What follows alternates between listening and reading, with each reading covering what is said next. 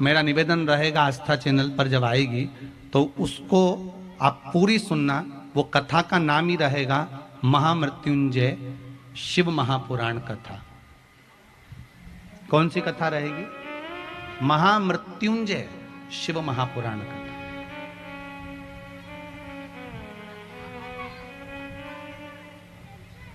मृत्युंजय मंत्र की प्रधानता क्या है? उस शिव महापुराण को अवश्य सुनना कि वो शिव पुराण साधारण नहीं हो सकती। उसमें एक एक रोग को मिटाने के लिए, एक एक बीमारी को मिटाने के लिए, एक एक रोग को समाप्त करने के लिए, चाहे वो उदर से जुड़ा हो, नेत्रों से जुड़ा हो, श्रवण शक्ति से जुड़ा हुआ, वाणी से जुड़ा हुआ, कोई निपट गूंगा हो गया, सुनाई नहीं दे रहा, श्रवण शक्ति चली गई, उसके लिए नेत्र ज्योति चली गई, उसके लिए वो महामृत्युंजय शिव महापुराण की कथा जो नर्मदा की घाट हरदा से चलेगी, उसका श्रवण अवश्य करना आस्था चैनल पर। महाराज साधारण नहीं हो सकता।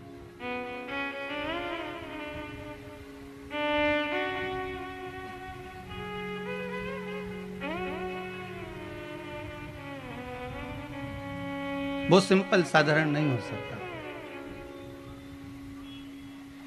आप उसका स्मरण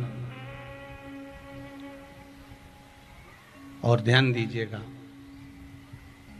वेद मंत्र, उसका भाव, उसका सुख एक अलग ही है महाराज।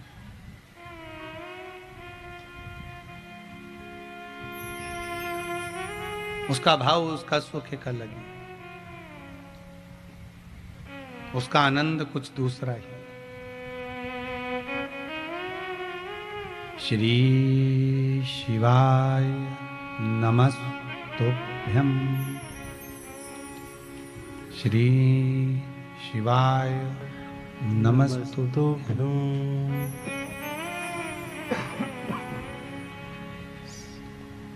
श्री शिवाय नमस्तुभ्यं। श्री शिवाय नमस्तुभ्यं।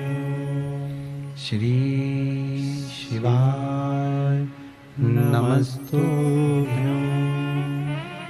भगवान की इस मंत्र का स्मरण जग कल्याण किया।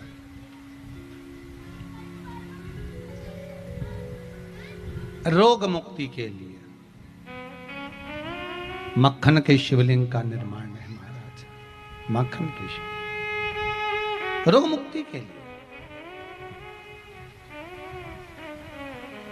आप शिव की आराधना में लगे हैं, भगवान शंकर की आराधना में डूबे हैं, शिव भक्ति में डूबे हैं, तो सुख मिलना है।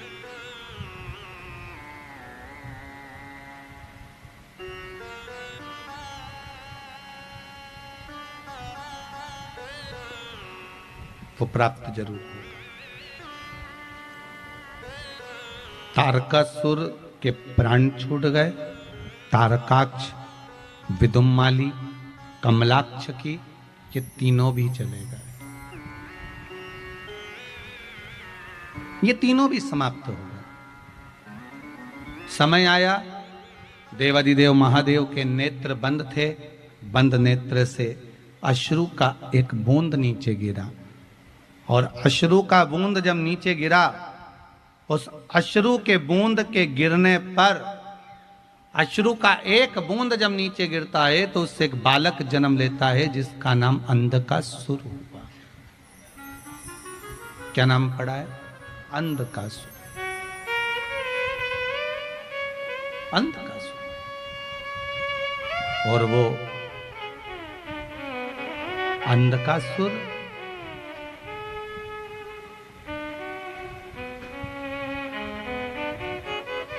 जिसको भगवान शिव ने देखा कि माता पार्वती ने अपनी गोदी में उठा लिया है, अपनी गोदी में अंधकासुर को लिया।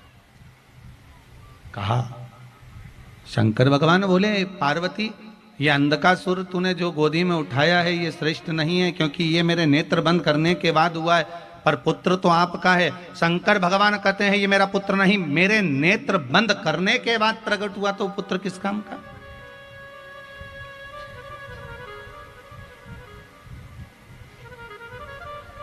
वो पुत्र किस काम का?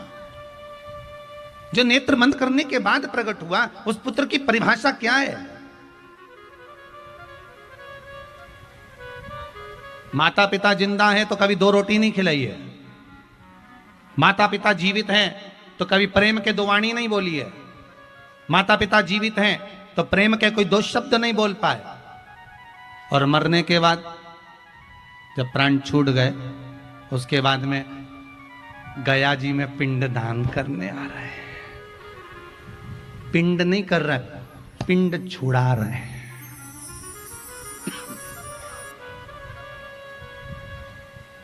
पिंड नहीं कर रहे हैं, पिंड छुड़ा रहे हैं।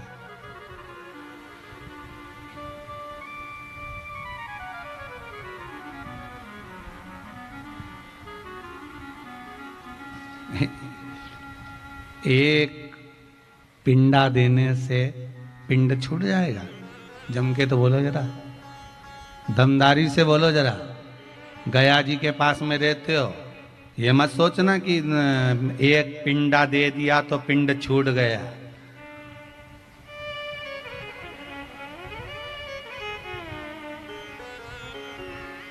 कई लोग कहते हैं गुरुदेव, जब गया जी का श्राद्ध कर दिया जाता है तो ब्राह्मण को भोजन नहीं कराना चाहिए। गया जी का श्राद्ध करने के बाद धूप नहीं देना चाहिए। गया जी का श्राद्ध करने के बाद गाय को रोटी नहीं देना चाहिए। गया जी का श्राद्ध करने के बाद, गया जी का पिंड करने के बाद में कुत्ते को भोजन नहीं दिया जाता। शिव महापुराण की कथा कहती है, तुम्हारे अंश में, तुम्हारे शरीर में तुम्हारे माता और पिता का भाव जुड़ा हुआ है। शरीर में जो ये मांस है, ये तुम्हारी माता का दिया हुआ है। शरीर में जो हड्डियां हैं, ये तुम्हारे पिता की दी हुई हैं।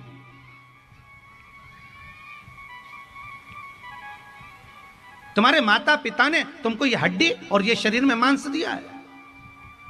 और जब तक तुम्हारे शरीर में ये मांस है, जब तक तुम्हारे शरीर में ये अस्थियां हैं, तुम्हारे शरीर में जब तक ये हड्डी और मांस है, तब तक अगर तुम जिंदा हो, तब तक भले गया जी का पिंड कर देना, भले तुम्हारे ब्रह्म कपाली कर आना, भले बद्रीनारायण में जाकर छोड़ आना, काशी में पिंड दियाना, इलाहाबाद का पिंड कर आना, तुम्हारी मर्जी पड़े, जहां जाकर पिंड दे देना। पर शास्त्र कहता है, शिव महापुराण, गरुड़ पुराण कहती है, पद्म पुराण, अग्नि पुराण, नर्मदा पुराण कहती है, जब तक शरीर में मांस है और हड्डी है, तुम्हारे माँ बाप की दी हुई, तब तक, जब तक तुम जिंदा हो, तब तक तो तुम्हें श्राद्ध पक्ष में ब्राह्मण को भी भोजन कराना चाहिए और गाय को भी रोटी देना चाहिए। उनको याद करना चाहिए कि हमारे माता पिता ने ये शरीर दिया है, उसकी दी हुई श्वास हमारे भीतर चल रही है, ये श्वास हमारे अंतर। ये नहीं कि तुमने गया जी में पिंड दे दिया तो पिंड छूट गया तुम्हारे माँ बाप से। नहीं नहीं नहीं,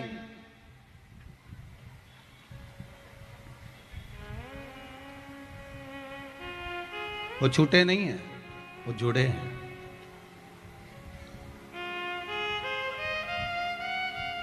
वो दे, प्रदान करे वो। जब तक शरीर है, देव आपका वो भाव हमारे सामने बड़ी कृपा। और जिस भाव के बल पर हम आपके दरवाजे पर आ जाएं, जिस भाव के बल पर आप हमें प्राप्त हो जाएं, वो निर्मल भाव इस चित्त वृत्ति में हो।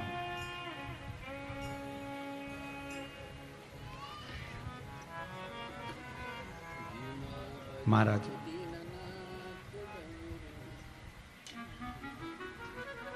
शिव महापुराण की कथा कहती है, अंधकासुर सामने दिखा, शिव जी ने कहा इसको समुद्र में फेंक दो। समुद्र में बच्चा है, मर जाएगा। शंकर जी कहते हैं अगर जन्म लिया है तो फिर वो जीवित रखने की जवाबदारी जिसकी है वो जाने का, तू फेंक दे, तो छोड़ दे इसको।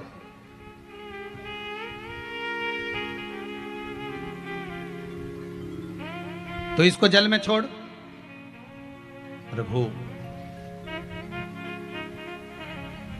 बड़ा भाग्य चाहिए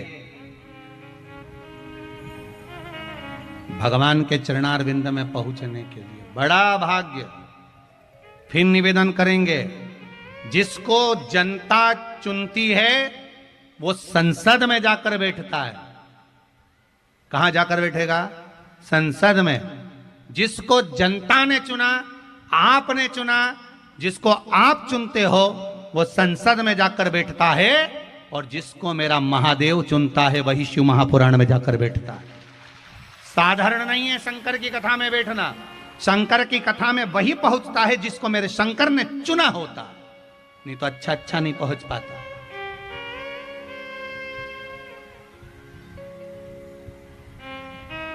शिव अगर चुने हैं आपको तो यहां तक आप पहुंच जाओ, शंकर की कथा तक पहुंच जाओ। तो बालक को समुद्र में डाल दीजिए। प्रभु, यदि मैंने इस बालक को समुद्र में फेंक दिया तो ये मर जाएगा, प्राण छूट जाएंगे। शिव पुराण की कथा कहती है, महाराज अगर लिखने वाले ने लिख दिया है आपके जीवन में कि इसके प्राण छूटना है तो फिर छूटेंगे। 7 ताले में भी अगर बंद कर दिया जाए तो भी प्राण छूटते ही हैं।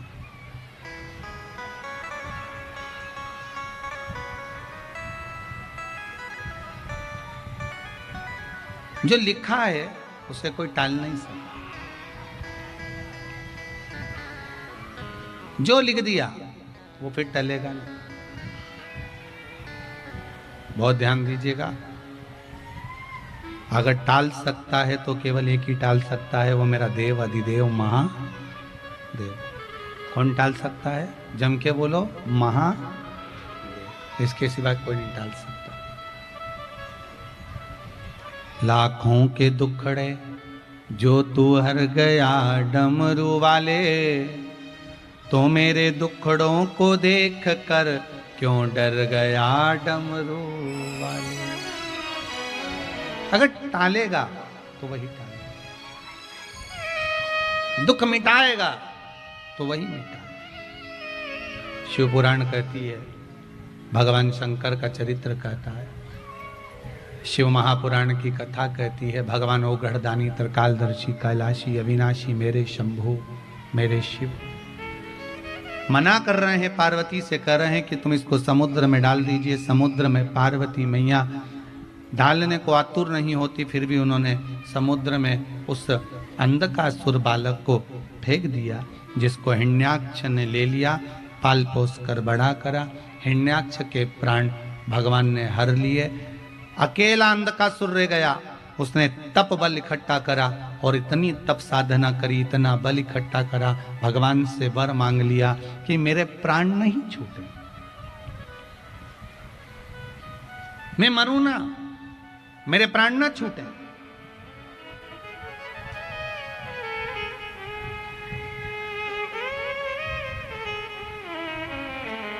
मेरे प्राण नहीं छूटना चाहिए, मैं मरूं ना। एक बात अच्छे से ध्यान रखना महाराज, ये लेन देन सब नीचे चलता है, ऊपर कुछ नहीं चलता। ऊपर तो केवल एक ही चीज चलता है, जो तुमने कथा सुनी, जो तुमने दान करा, जो तुमने पुण्य करा, जो तुमने सत्कर्म करा, और मुख से भजन किया, नेत्रों से दर्शन किया, श्रवण शक्ति से कथा का रसपान किया, इन हाथों से सेवा करी और पांव से चलकर तीर्थ करा, बस यही ऊपर चलता है, इसके सिवाय कुछ नहीं चलता। कोई ऐसे ही मर जाए।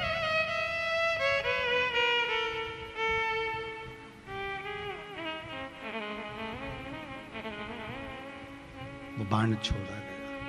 मतलब ये निश्चित है कि मरना सभी को है, चाहे कोई भी हो। देखो, तुम चाहे बादाम खाओगे तो भी मरोगे, नहीं खाओगे तो भी मरोगे, ठीक है। रोटी खाओगे तो भी मरोगे, नहीं खाओगे तो भी मरोगे, मरना तो है।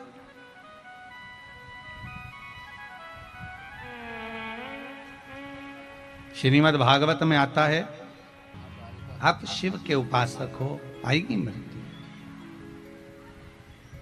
ऐसा नहीं कि मौत नहीं आएगी, आना है, मरना सबको है, जाना सबको है, कौन बचेगा? जाना सबको पड़ेगा। अरे अंधकासुर कहता है मेरे प्राण ना छूटे, मैं मरूं ना, मरना पड़ेगा। मतलब प्राण छूटेंगे। अगर कुछ वर मांगना हो तो मांग लो। तो अंधकासुर ने वर मांगा कि मुझे ऐसा वर दे दो, मेरे पिताजी ने कहा है ना तो तेरी कोई माता है ना तेरा कोई पिता है, तेरा जन्म तो तू पानी में बहकर आया था, मैंने तेरा परवरिश करी है।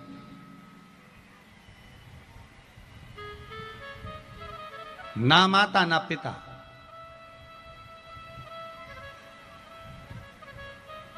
मुझे वर दे दो, जिस दिन मैं अपनी माता को गलत दृष्टि से देखूं उसी दिन मेरे प्राण छूट गए।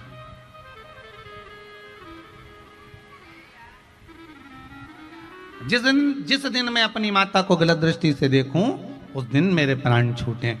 ब्रह्मा जी ने कह दिया तथास्तु। इतने में अंधकासुर को समझ जाना था कि तथास्तु बोला है मतलब मेरे माता पिता जरूर होंगे, पक्का है, फिक्स है कि माता पिता है,